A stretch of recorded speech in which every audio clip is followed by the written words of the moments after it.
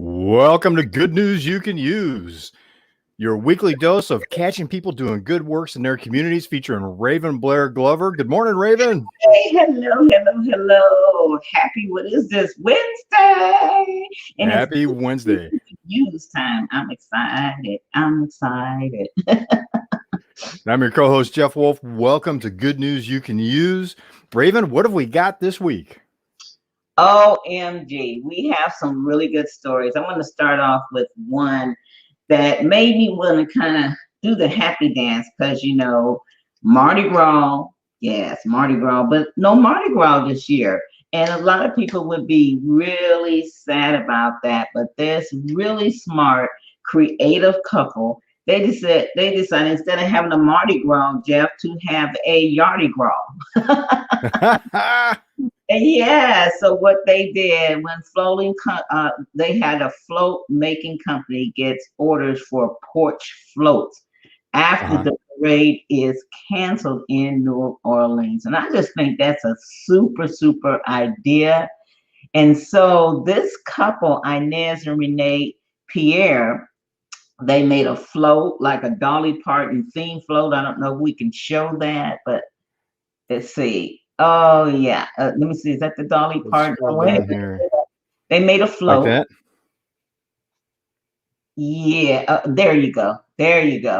And they had a ball. Her and her husband owned the Crescent City Artists, and they said they were heartbroken when the mayor canceled Mardi Gras, but also, of course, understood that life is more important and we're in a pandemic. And I just think it's just amazing. We talked about this last week, how people, some people will cry and pout, and it's a lot to cry and pout about, but it's when you get creative, it is just, to me, I'm always in awe at how people come up with ideas and how they turn their pain into joy, not just for them, but for other people too. Because they decided to do this float of Dolly Parton because they were really impressed, that she donated $1 million to the coronavirus vaccine research. And they said, well, why not do a float to kind of honor her? It was a really good idea. So I think, Mardi Gras turning into, a porch gras a Yardi Gras rather, is pretty cool. And I'm sure it made a lot of people on their street be really happy, and can still be dancing in front yard, right? And be safe. And still finding a way to enjoy the journey. Yes. And if you want to read that story and really read it in depth, I love to get my good news from goodnewsnetwork.org. And that made me smile. Don't it make you want to do a little happy dance? Come on. Absolutely. Look at this. It's just beautiful. How fun. Yeah, how fun, And I'm sure it just brought a lot of sunshine, no matter how cold it was, to that particular area, just to see that. Yeah. What about you? Or do you want me to go on to my next stories? We have another story about someone who, let me find this real quick, who used their talent during the Great Shutdown to produce more music. So Reggieinson, who is a 10-time gold medal album achiever, wrote 17 songs during the time that he and his wife, because he's in his 70s, he is in the high risk category, so he's staying home, and you can see in the photo here on the far left, it shows him in his home studio with all of the gold and platinum albums up on the wall. He has performed with everybody from Etta James to Chuck Berry to Alice Cooper to he recorded on he was on John Lennon's first solo album. He wrote for Liberace's writing team and performed in Las Vegas. So it's just this huge background, in a wide variety of background, and wrote 17 songs during the shutdown and has been producing those instead of just, kind of hanging out and waiting to see what was going to happen. They just made it a very productive time. And I like those kind of stories I do too. because, he could have been sitting, as you're saying, it could have been a very sad time to be shut down, and insisted on making it a productive time and doing something worthwhile and something that you can contribute. And you can find out more about Reggie's music. He wrote a book about his time on the road at Rockin' Cat Productions. Rockin' Cat Productions. Now, and that's his wife. So the story, there's a little bit more to the story. His wife, Kat, runs a production company. So they work as a team. She has other artists that she works with. Yet they make a powerhouse team in the music industry. That is amazing. We're shut in. A lot of us are shut in during this time, and to see again what people do. That's just, so. How many songs did he write out? 17. That's a lot. Right. That's almost 2 full albums. Yeah, my husband is a producer, as you know, and he would love a Grammy award-winning producer. Yeah, really. Sorry, honey. Grammy award-winning producer, mixing engineer, and he would love for his artists to crank out that many songs during this. Trying to get them to just come on, do a song, and this is amazing. But a lot of people like him are really diving into their creative time. I want to make sure, because I always forget to do this, so I am sharing us right now. Because I always forget it. I'm like, I gotta share us, get us out there. So there you go. I just posted us. Boom. Yeah, but that is just such an amazing story, and the people that he's worked with. Wait a minute, you said Etta James, yes, Liberace. Yes. Right? So he started out in the Motown scene in Detroit. Motown, yeah. And Etta James introduced him to Chuck Berry, and he went on tour with Chuck Berry. Wow.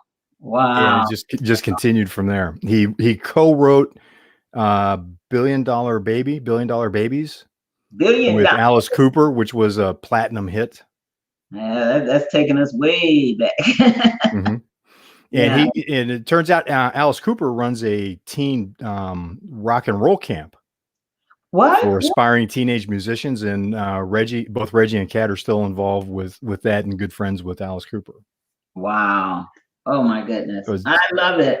Good news you can use. Yeah. Wow. That lifts me up just hearing that. Makes me look at, my goodness, I've been dragging my feet around here, and I thought I was saying a lot. I need to put this face on. That's something. A lot of these good news stories, they're inspiring, and at the same time, it has me going, well, I got to get busy. What am I doing? I know, like what am I? What's up? What do you have to do? Run around the block, or eat. What was it? Eating, is it Cheerios or Wheaties or something that crank it up? Yeah. Catch up. My goodness. Now, if they want to find out more about that story, where can they go? To Rockin' Cat Productions. Hang on, so we've got we can get it to scroll here. There's the website address is scrolling across the bottom. Rockin' Cat Productions, cat with a K, productions plural.net. Rockin' Cat Productions. I love that. All right. Whew. All right. I got another good news .org story, or Good News Network.org story. The first one was brought to you by that as well, the Mardi Gras to Yard, Mardi Gras to Yard Gras. I love that. Well, this story, okay, get ready. This story I absolutely love, and it just fills your heart with just joy, because Jeff, 110-year-old lady, her name is Amy Hawkins, has turned into a singing sensation, social media singing sensation. What? Fulfilling her lifelong dream, thanks to her great grandson. Yeah. Oh my gosh. Yeah. So let me tell you what happened. Well, first of all, some dreams, I know everybody can relate to this, takes longer to come true. I know mine's did. I dreamt of being on the radio at 13, and it didn't even begin. My radio journey didn't begin till 55. A lot of years, right? Well, you're going to love this because Amy Hawkins' dream, well, her dream as a child was to be a singer, and it almost happened. But her mother looked at it as not a great career for her to have, not a stable career. But Get a because real job, right? yeah, yeah. And it all started when she was 7 years old. She loved nothing more than to sing and dance as a teen. She had set her sights on becoming this famous entertainer. And she was actually, like I said, almost on her way touring the country with the dance troupe until her ambitions were shut down. And because her mom said, it wasn't respectable, back in those days, respectable occupation for a young lady. Even though she no longer was doing it professionally, she never stopped singing. She always, whenever the chance she get, she would sing. So Wow. her grandson always says that she's like a clock. Once you wind her up, she won't stop. That's what her grandson Sasha said. And in an interview with BBC, she said that she just keeps asking, would you like another song? She did on her 110th birthday. Her grandson Shasha videotaped his great grandmother, I guess great grandson, so it was great grandmother, singing one of her favorite, he says, WWI tunes. It's a long way to Tipperary. And when and so he put it on social media on TikTok, and guess what? She got 100,000 views. Oh my gosh! Yes, and lots of emotional accolades in just days. I don't know if we can play a little bit of that, but if we can't, you guys got to check out that story. And again, it's goodnewsnetwork.org, and hear her singing. And honey, she just don't care. Like her grandson said, she's like a clock. Once you wind her up, she just won't stop. That's where her great grandson Sasha said, and I love that. What a great. Let's see if this will come through. Okay. If I've got this set up right, we should be able to hear her. Okay, now listen carefully. Remember, she's 110. Oh, no, that's not a playable link. Okay. Well, that's okay. Have to go to TikTok to hear her. Yeah. Or you can go to goodnewsnetwork.org because I listened to a little bit before I came here, and her passion is just amazing, and oh my goodness, you guys just got to watch that. Goodnewsnetwork.org. And look for the story. This says 110-year-old lady, she has turned into a singing sensation. If you scroll down past the beautiful picture of her and her grandson,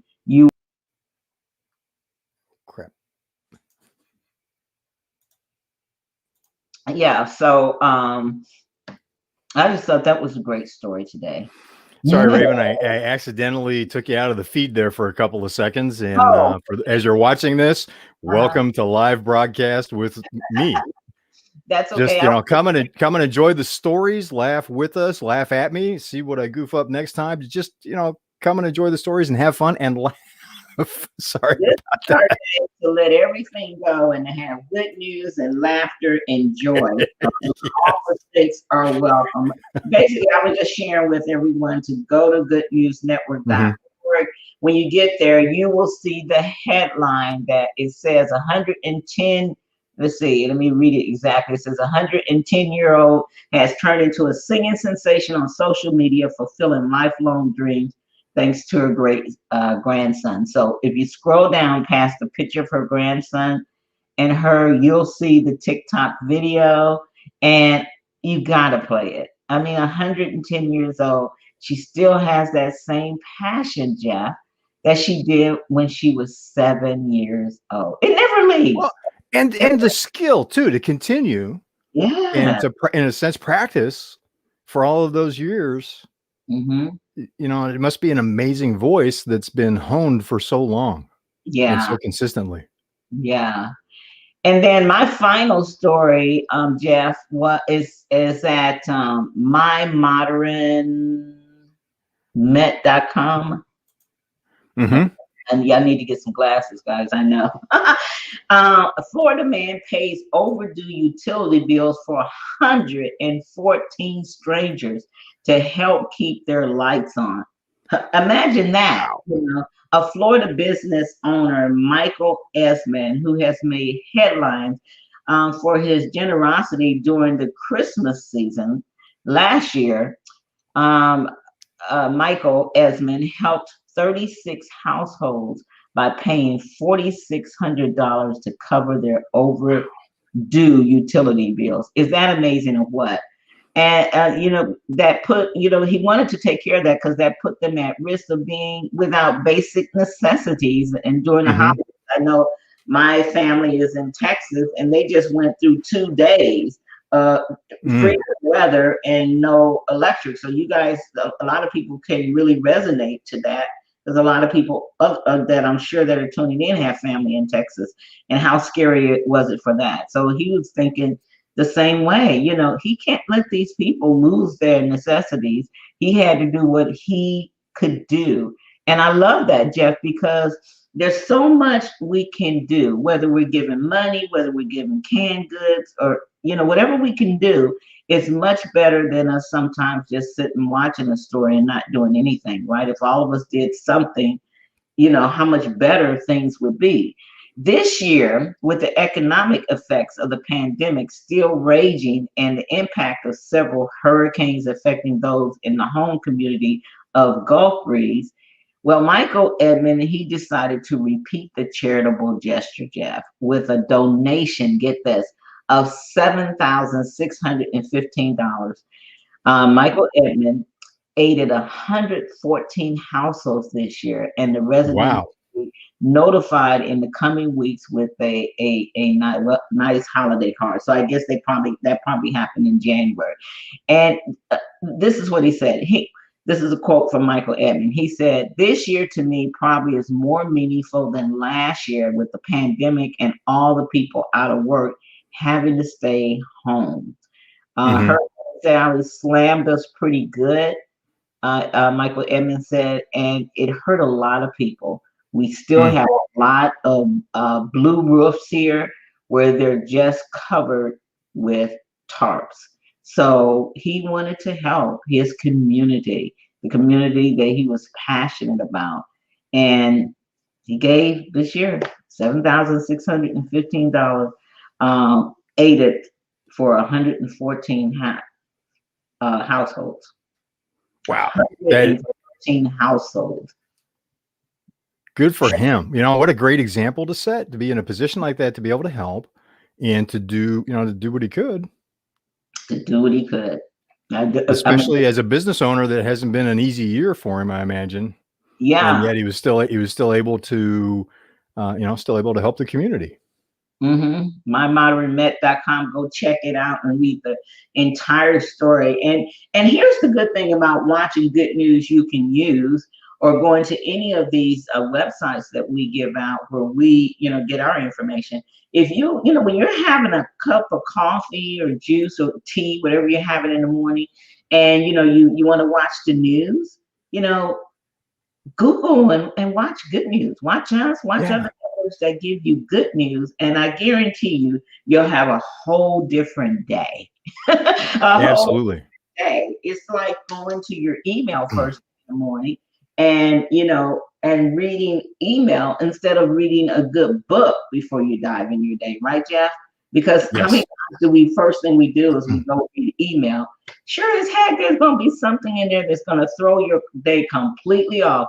Isn't that funny how one email can throw your day completely off? Well, that's how it is when sometimes we're watching news. Yes, we need to stay, informed, but it doesn't have to consume our day. We can replace that with good news you can use. And Absolutely. Yes. Absolutely. And I'd like to give a shout out to Dennis Nurmela in China. So this truly is a global show. Dennis is watching. Dennis, good night, my friend. Thank you for joining us. So in China, the day is just ending. He's catching, just about to go to bed. here in Southern California, our days just beginning. Oh my And goodness. Ooh, hey, Dennis. it's just amazing how we can stay connected through, through technology, through the internet, through social media, Oh, I love to. and use it in a positive way. Yeah, I mean, speaking of good news, you can use what a great news that is that yeah, I love technology and it's just so much we can do, which is great news, especially during this pandemic. Isn't this, if you never even looked at what you had in technology and how viable and important it is, during this pandemic has helped, huh, Jeff? Just to realize It what has. all we could do. Can you imagine if we didn't have Oh, half the stuff we have, half the tools and software that we have, and be shut into? Oh my God, I can't even think about it, Jeff. oh, it'd be horrible. It'd be horrible, because the a positive thing that has occurred is thanks to the internet, thanks to technology. While we've been socially, been physically separated, we're Mhm. still socially connected. I know. I tell you, Jeff, Through, I cannot wait to go to my first conference. I need hugs. I need hugs. I need to shake hands. I can't wait. I'm getting excited just thinking about it because we're almost around the corner. Yes, yes. yes, Wow, this has been a day full of good news. You got anything else?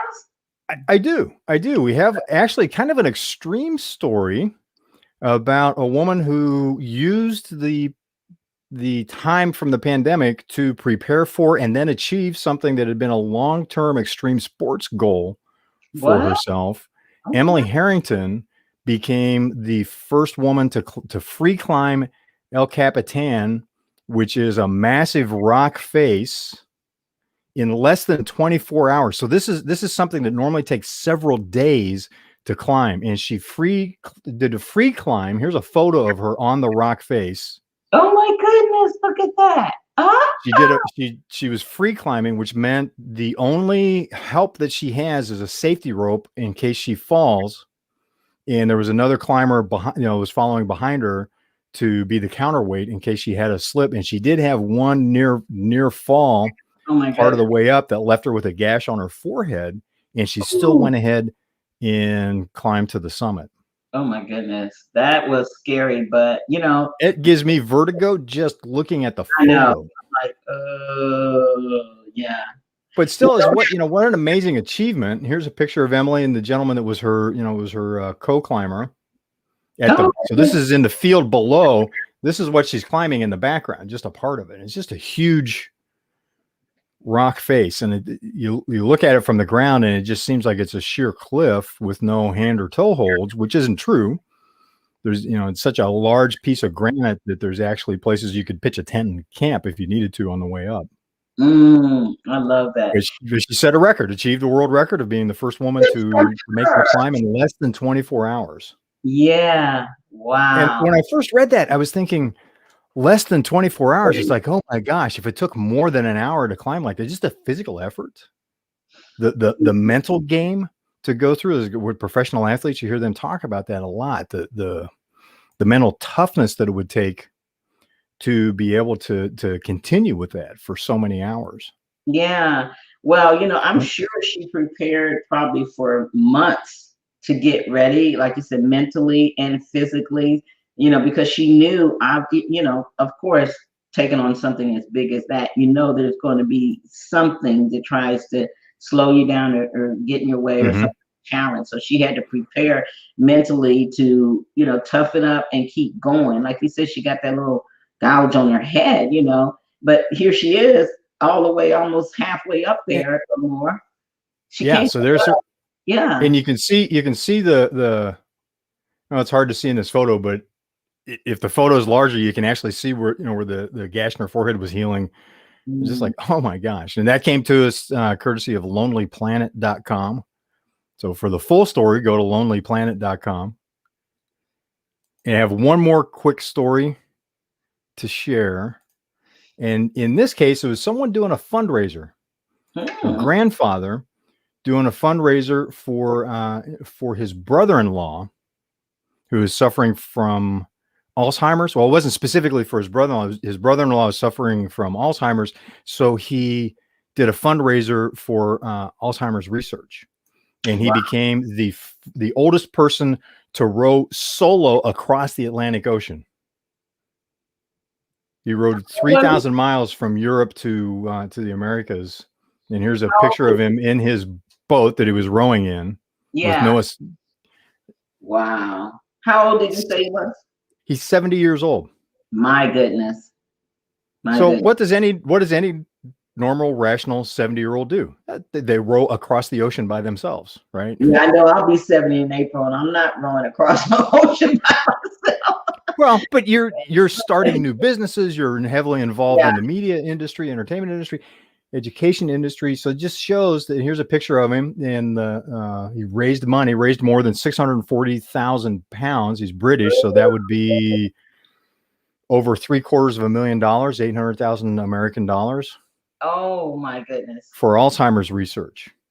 What a wonderful thing, Jeff. What a wonderful thing. I'm just, every week, I know, you guys don't write me. I know every week I say, this is the best good news you can use story we brought.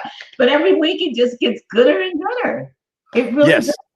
It's amazing. Yes, and that came to us courtesy of The Guardian. It's one of the major newspapers in the United Kingdom. So for more on that and other stories like it, you can go to theguardian.com.